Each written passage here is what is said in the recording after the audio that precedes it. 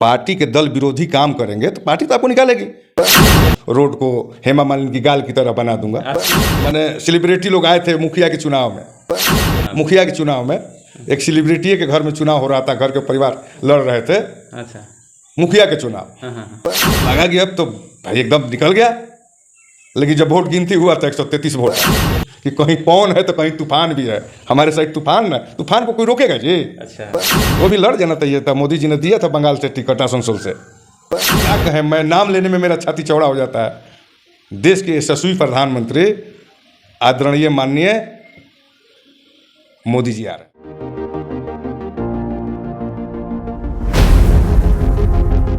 जी नमस्कार। और हमारे स्टूडियो में जदयू के जिला उपाध्यक्ष जो है हमारे साथ मौजूद है, वीरेंद्र कुशवाहा। और चुनावी सरगर्मी जिस प्रकार से बढ़ी है और 5वें चरण का आज जो है मतदान हो गए हैं और 2 चरण के बाद, 1 चरण के बाद में 7वें चरण भी होने वाले हैं। काराकाट लोकसभा काफ़ी हॉट सीट मानी जा रही है और उस बीच हमारे साथ जो काराकाट विधानसभा के प्रभारी भी हैं वीरेंद्र कुशवाहा, स्वागत है आपका। Thank you. जिस प्रकार से अभी चुनाव में माहौल है, जी, क्या कहेंगे इस पर? कहाँ माहौल, कौन सी माहौल की बात कर रहे हैं पत्रकार महोदय आप? जिस प्रकार से लोगों ने यह चिल्ला कर कहा है कि यहाँ त्रिकोणीय मुकाबला हो गया है। कोई त्रिकोणीय मुकाबला नहीं है। या स्पष्ट एनडीए के साथ जनता खड़ी है, एनडीए की जीत तय है। ये मैं नहीं, काराकाट की जनता कह रही है।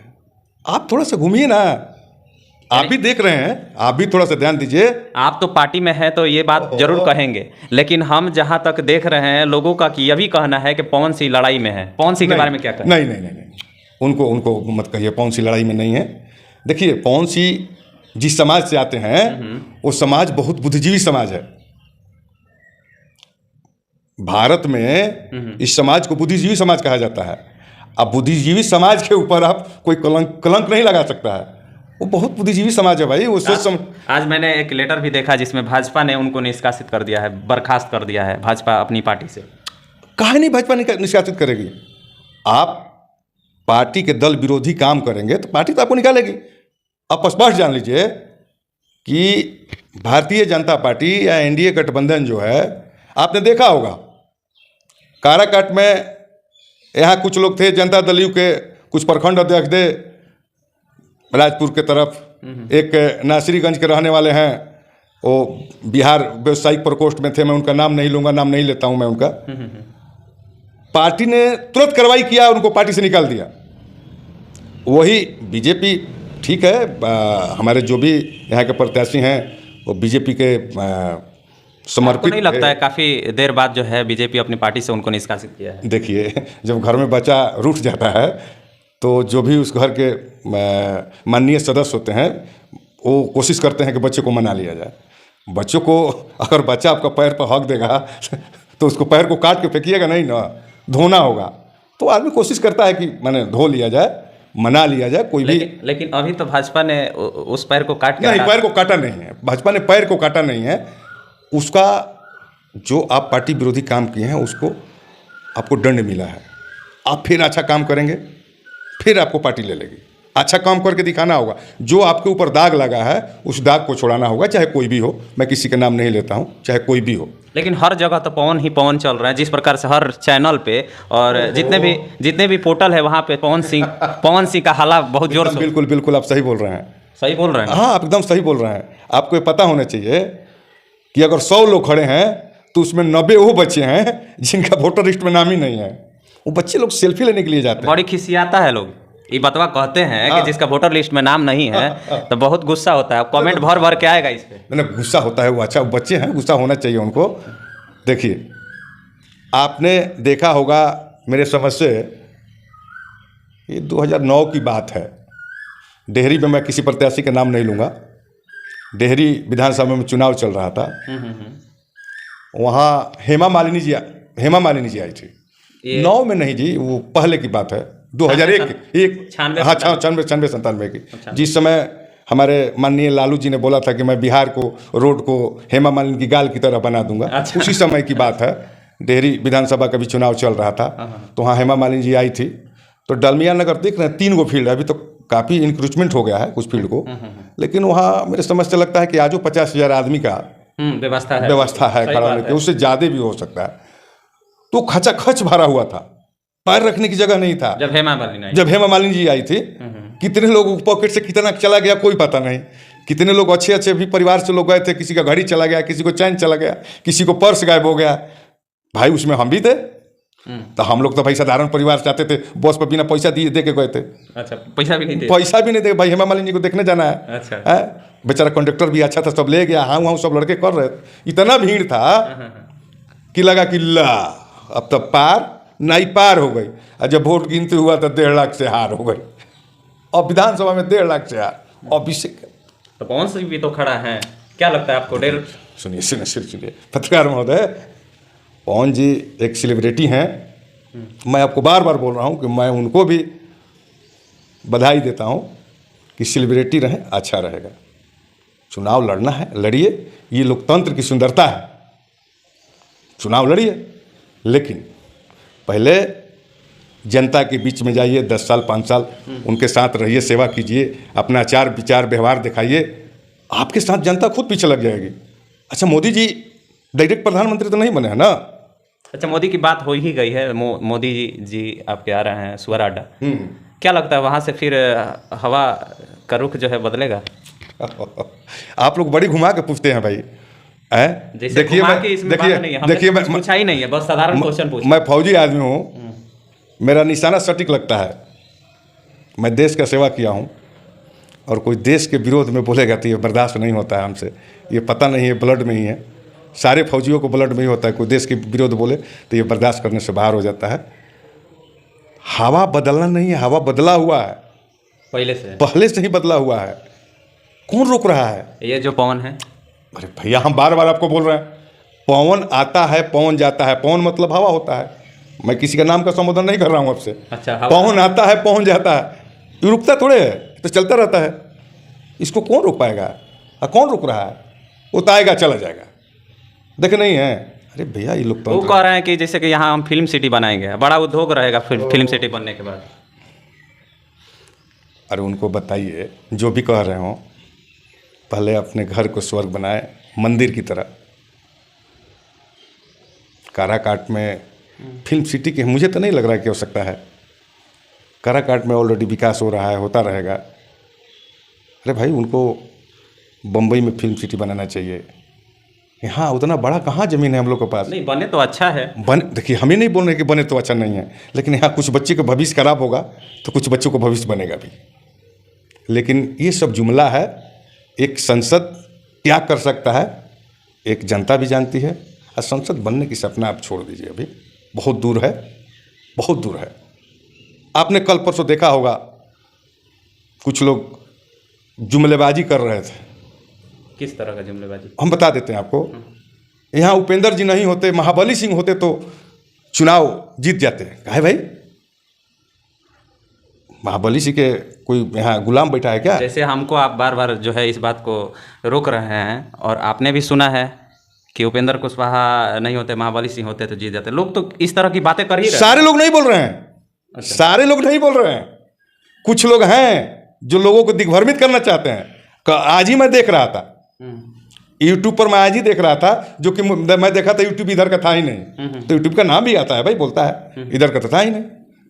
यूट्यूब पोर्टल पे बहुत लोग जो है आजकल जो है काराकाट को लेकर के काफी हॉट बना दिया है। हॉट देखिए, जिसके साथ परमानेंट यूट्यूबर 400-500 यूट्यूबर रहते हो। किसके साथ? अरे छोड़िए ना, किसके साथ? जो बोल रहा होगा कि मैं यहाँ फिल्म सिटी बनाएंगे, ये करेंगे, उसी के साथ में रहेंगे। क्या यूट्यूबर उनके साथ में 400-500 रह रहे हैं? हमेशा रह रहे हैं, उनका काम ही है यही। माने खाली हवा बना देने से हो जाता है क्या? है? और लोग बोल रहे हैं कि सारा वोट उन्हीं का है। कौन वोट है भाई आपका? कौन वोट है? जो यहाँ उम्मीदवार खड़े हैं वो बुद्धिजीवी समाज से हैं। बुद्धिजीवी समाज कभी भी बीजेपी को छोड़कर के, एनडीए गठबंधन को छोड़ करके दूसरी जगह नहीं जा सकता है। आप ये गांठ बांध लीजिए, मैं स्पष्ट रूप से कह देना चाहता हूँ। किसी आप जाति विशेष पे कहीं बात तो नहीं कर रहे? नहीं, मैं किसी जाति विशेष की बात नहीं करता हूँ। अच्छा, कुशवाहा जी का क्या लगता है? कुशवाहा जी का सभी जो है वोट उपेंद्र कुशवाहा में जाने वाला है या फिर? देखिए, कुशवाहा का स्पष्ट माइंडेड 90%, मैं 10% का नहीं मानूंगा। 10% लोग कुछ हैं, वो झंडा लेके चलते हैं, उसमें लोग हैं। मैं किसी पार्टी का नाम नहीं लूँगा। बाकी 90% कुशवाहा समाज एनडीए के साथ है। मैं उपेंद्र जी के साथ नहीं बोल रहा हूँ, एनडीए के साथ बोल रहा हूँ। आने वाले दिन में अगर बुद्धिजीवी समाज अपना रास्ता और स्पष्ट करता है तो कुशवाहा समाज बुद्धिजीवी समाज के साथ पैर में पैर सटा कर खड़ा होने का काम करेगा। ये मैं स्पष्ट रूप से आपको बता देता हूँ। तो कहीं ना कहीं आपके अनुसार जो है यहाँ उपेंद्र कुशवाहा जो है सांसद बनने वाले हैं। मैनिफेस्टो क्या रहेगा ये तो बतेबे नहीं किए। क्या रहेगा मैनिफेस्टो, क्या बनवाएंगे यहाँ, सबसे पहला काम क्या होगा उनका? देखिए, मैनिफेस्टो काराकाट का जो विकास चल रहा है चलता रहेगा। नहीं, विकास को हमको माने समझाइए। काराकाट, देखिए विकास क्या विकास? यहाँ पर चल रहा है कि काराकाट में ही नहीं, इस काराकाट जो 3 जिला हमारे 3 में विधानसभा है रोहतास जिला में, यहाँ एक केंद्रीय विद्यालय का उनके दिमाग में चल रहा था। मेरा परसों दिन हम लोग को एक मीटिंग हुआ था, उसमें बातचीत चल रहा था कि एक केंद्रीय विद्यालय यहाँ भी लाया जाए। जिस तरह आपको मैं बताया था कि सासाराम में केंद्रीय विद्यालय था लेकिन उसका भवन नहीं था, जमीन नहीं था। वहाँ पर उपेंद्र जी ने बातचीत करके वो बंद होने वाला था, सासाराम का केंद्रीय विद्यालय बंद होने वाला था। तो विभाग के कुछ पदाधिकारी ने जाकर के बोला कि मंत्री जी, सासाराम में जो आता है केंद्रीय विद्यालय वो बंद होगा, वो ज़मीन के अभाव में। तो इन्होंने बातचीत करके ज़मीन करा करके वहाँ उन्होंने भवन बनवाया, उसका शिलान्यास भी किया, उद्घाटन भी किया। ठीक है, वो तो हो गया। सुनिए ना, मैनिफेस्टो पूछ रहा हूँ कि आगे क्या मैनिफेस्टो रहेगा, क्या लेके आएंगे? वो सांसद बनेंगे आप कह रहे हैं? वो सांसद नहीं बनेंगे, मंत्री बनेंगे। अच्छा ठीक है, आज ही आपको मैं बता रहा हूँ कि वो मंत्री बनेंगे। तो मंत्री का क्षेत्र में जो काम होता है वो होगा। फिर भी पहला एक मैनिफेस्टो बताइए। पहला यहाँ पर केंद्रीय विद्यालय आएगा, ठीक है, और जो भी रोड का काम है वो पूरा होगा। और जो बड़े बड़े फैक्ट्री जो बंद है। अरे तो उनका मैनिफेस्टो में तो ये भी है कि डलमिया नगर जो फैक्ट्री है इसको हम स्टार्ट कराने की सरकार से पहल करेंगे। उन्होंने ही पहल किया था कि डलमिया नगर फैक्ट्री का पूरा मलबा बिक्री हुआ। उसका शायद मलबा का 100 करोड़ मलबा का लोग रेट लगा दिया था, तो कोई नीलामी लेने के लिए नहीं बैठता था। तब इन्होंने उस मंत्रालय में बैठ करके उस मंत्री से बात कराया, बात करा करके फिर उसका दाम कम हुआ, करा करके मलबा इन्होंने हटवाने का काम किया। आज अगर जो पिछला इन्होंने भी अगर रहता तो ये फैक्ट्री चालू हो जाता, ये रेल फैक्ट्री यहाँ चालू हो जाता। सर एनडीए की सरकार तो उस वक्त भी थी, हम ये नहीं बोल रहे कि नहीं थी, लेकिन अपना अपना करने का क्षमता होता है। सारे हमारे जो सारे सांसद हैं कोशिश करते हैं, जहाँ कोशिश करना चाहिए वहाँ होना चाहिए। अब एक बेचारा सांसद हो और एक मंत्री हो तो दोनों का दायरा बढ़ जाता है। जैसे हम लोग के बीच में लोग कहते हैं कि उपेंद्र जी कम आते थे, कहते हैं ना, तो जब आप मंत्री बना दीजिएगा तो मंत्री को आना जाना तो कम आपके पास हो जाएगा। वो एक संसद साधारण संसद नहीं रह जाता है। संसद महोदय लोग का काम रह जाता है कि संसद जब तक चला तब तक संसद भवन में गए, संसद समाप्त, अपने क्षेत्र में जाइए। लेकिन मंत्री का तो काम है कि भाई संसद खत्म तो अपने ऑफिस में जाइए। अब उसी बीच बीच में कभी कभी लोग जो मंत्री रहते हैं आते हैं, जनता का दुख सुख में शामिल होते हैं, अपना जो भी निर्णय होता है वो अपना पूरा करते हैं। कौन सी जिस प्रकार से बड़े बड़े इंडस्ट्रीज के हीरो हीरोइन को पूरे गली गली घुमा रहे हैं, आप आंख बंद नहीं कीजिए। सुनिए ना, देखिए आरा में एक चुनाव हुआ था मुखिया का, मैं नाम नहीं लूँगा। अच्छा, वहाँ भी काफ़ी माने सेलिब्रिटी लोग आए थे मुखिया के चुनाव में। मुखिया के चुनाव में एक सेलिब्रिटी के घर में चुनाव हो रहा था, घर के परिवार लड़ रहे थे। अच्छा, मुखिया के चुनाव वो लगा गया तो भाई एकदम निकल गया, लेकिन जब वोट गिनती हुआ तो 133 वोट आया। अब इससे ज़्यादा मत कहवाइए। तो कहने में क्या दिक्कत है? आप तो हर बार जो है इस बात को टाल दे रहे हैं कि हम नाम नहीं लेंगे। क्यों नहीं नाम लेंगे? आप पार्टी से। अरे जानने वाला खुद समझ जाएगा। अच्छा, वो जानने वाला खुद समझ जाएगा किसको बोल रहा हूँ मैं। जो चुनाव लड़ा है वो जान नहीं रहा है कि मैं चुनाव लड़ा था, 133 वोट आया था। अभी आज से पहले एक वीडियो आप देखे होंगे, उन्हीं के गांव का था। क्या क्या लोग बोल रहा है वो सब चीज़ हम बोलेंगे? नहीं, हम नहीं बोलेंगे। अरे एक कलाकार हैं, उनको भी मैं सम्मान करता हूँ। अगर वो नहीं समझे तो हम क्या करें? हमारा क्या दोष है? आपको पता होना चाहिए कि कहीं पवन है तो कहीं तूफान भी है। हमारे साइड तूफान ना, तूफान को कोई रोकेगा जी? अच्छा, क्या बात बोली आपने? फिर से दोहराइएगा, हमारे दर्शक सुनेंगे। आप कहीं बोलते हैं कि पवन है, हाँ, तो भैया हमारे साइड तो तूफान है। किसको तूफान से संबोधित कर रहे हैं? उपेंद्र कुशवाहा। उपेंद्र कुशवाहा, नरेंद्र मोदी, जोगी जी, राजनाथ सिंह, एगो- जेपी नड्डा। एक कड़वा कड़वा बात बोलेंगे, जी थोड़ा सा इसको ज़्यादा नहीं लेना होगा, लेकिन हाँ कड़वा है। बोलिए बोलिए।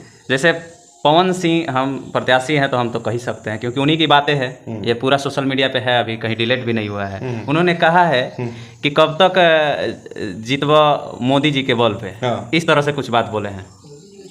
देखिए, उनका जो सोच है, तो वो बोलेंगे, तो इनको भी लड़ जाना चाहिए था। मोदी जी ने दिया था बंगाल से टिकट आसनसोल से, तो लड़ जाना चाहिए था। काहे नहीं लड़े? क्योंकि डर था कि हम कुछ गाना गाए हैं बंगलिनिया पर, तो बंगाली छोड़ेगी नहीं, जान लीजिए। तो ये भी काराकाट है, काराकाट किसी को पकड़ता नहीं है, इतना स्पष्ट जान लीजिए। तो कहीं ना सच्चाई के साथ काराकाट खड़ा है, चाहे किसी भी समाज के लोग हों। सारे समाज के लोग यहाँ सच्चाई के साथ खड़े हैं। अच्छा, पवन सिंह के ही समाज के लोग जो है एनडीए के साथ पूर्णता है कि नहीं है? एकदम है। अरे भाई, हम बोल रहे हैं कि वो समाज तो भाई माने बुद्धिजीवी समाज में आता है। वो समाज तो बुद्धिजीवी समाज है। अरे बच्चा लोग है, अपना हल्ला करता है, लड़का लोग है, उनका काम है भाई, जो जोश में है सब वो करेंगे। लेकिन वो समाज बुद्धिजीवी समाज है, वो गलत कभी निर्णय नहीं ले सकता समाज। अच्छा, एक चीज़ है कि आपने तो बताया ये पूरा एनडीए के बारे में अभी बताया, आपके एनडीए के तरफ से कितने लोग आ रहे हैं? क्योंकि वो चीज़ दर्शकों को पता होना चाहिए। कहाँ पर? ऐसे तो मोदी आ रहे हैं, पता है। मोदी जी आ रहे हैं, नीतीश जी आ रहे हैं, राजनाथ जी आ रहे हैं। अभी बुलडोजर बाबा का सूचना मिलने वाला है आपको, बुलडोजर बाबा भी आएंगे। चिराग जी भी आ रहे हैं, चिराग जी आएंगे, रोड शो करेंगे। उनका समय निर्धारण नहीं हुआ है, लेकिन 25 को एक चुनाव है ना। हाँ, 25 को चुनाव। उसके बाद यहाँ वो आ जाएंगे। और कोई एक बार पेपर में जो है दैनिक अखबार में भी छपा था, हाँ। कि कंगना रनावत, अक्षरा सिंह, ये सब नहीं, उनके बारे में मुझे जानकारी नहीं है। हाँ। लेकिन जो मुझे जानकारी सूचना मिलती है, ऑफिशियल सूचना मिलती है, ऑफिशियल सूचना अभी कल परसों मुझे मिला था कि बुलडोजर बाबा आएंगे काराकाट में, और हमारे देश के रक्षा मंत्री आदरणीय राजनाथ जी भी 29 तारीख को विक्रमगंज में आ रहे हैं। नोखा में 24 तारीख को माननीय मुख्यमंत्री, हमारे बिहार के यशस्वी मुख्यमंत्री नीतीश कुमार जी आ रहे हैं। 25 तारीख को हमारे देश के, क्या कहें, मैं नाम लेने में मेरा छाती चौड़ा हो जाता है, देश के यशस्वी प्रधानमंत्री आदरणीय माननीय मोदी जी आ रहे हैं। मैं लोगों से आग्रह करूंगा कि 25 तारीख को सूरा के मैदान में पहुंचे और हमारे यशस्वी प्रधानमंत्री को बात को सुने और समर्थन करें। यानी कि जोर शोर से जो है आप लोग भी, आपकी पार्टी जो भी है वो प्रचार करने वाली है। कहीं ना कहीं लड़ाई तो है। देखिए, अब जहाँ भी हो, जिस लड़ाई में, जिस युद्ध में लड़ने की मजा ना हो, उस लड़ाई को लड़ाई थोड़े कहते हैं। अरे हम लड़ने के लिए तैयार हैं भाई, हम थोड़े लड़ रहे हैं भाई, नेता थोड़े कोई लड़ रहा है। अरे काराकाट की जनता लड़ रही है, काराकाट की जनता की लड़ाई है, नेता की कहाँ लड़ाई है? वो तो केवल चेहरा है। लड़ाई काराकाट की जनता लड़ रही है, लड़ेगी। और देखिएगा कितने लोग कहाँ जाएंगे कोई पता नहीं चलेगा। ये किसी नेता की लड़ाई नहीं है, मोदी जी की लड़ाई है। अरे जनता की लड़ाई है। मोदी जी ने तो जो कहा वो कर दिया, जो कहा वो कह दिया। आपको एक चीज़ और पता होना चाहिए, मोदी जी ने 370 धारा जेएनके से हटाया था, तो लोगों को इसके बारे में सब कुछ पता नहीं है। 370 क्या है, क्या आता है? कोई धारा रहे, हटा दी, हल गई। पत्रकार महोदय, आपको पता होना चाहिए कि जेएनके में आपका तिरंगा नहीं लहराता था। जेएनके का अपना झंडा था। जेएनके में जो आप फंड देते थे उसका कोई हिसाब किताब नहीं था। 5 परिवार मिल करके खा जाते थे। जैसे बिहार में आपने सुना होगा कि कहीं कहीं लोग पानी पीते हैं तो कहीं कहीं लोग अलकतरा भी पी जाते हैं, समझ गए? उसी तरह जेएनके का हालत था। जेएनके में 370 धारा नहीं हटता तो वहाँ की बेटी बहनें भी सुरक्षित नहीं थी। अगर दूसरे कंट्री से आकर के शादी कर ले लड़का तो उसका नागरिकता मिल जाता था, लड़की से शादी कर ले। तो अगर हमारे पंजाब, हिमाचल, चाहे जो भी इधर मैंने जेएनके छोड़ करके दूसरे राज्य के, भारत के लोग जाकर वहाँ लड़की से शादी कर ले तो उस लड़की का नागरिकता खत्म कर दिया जाता था।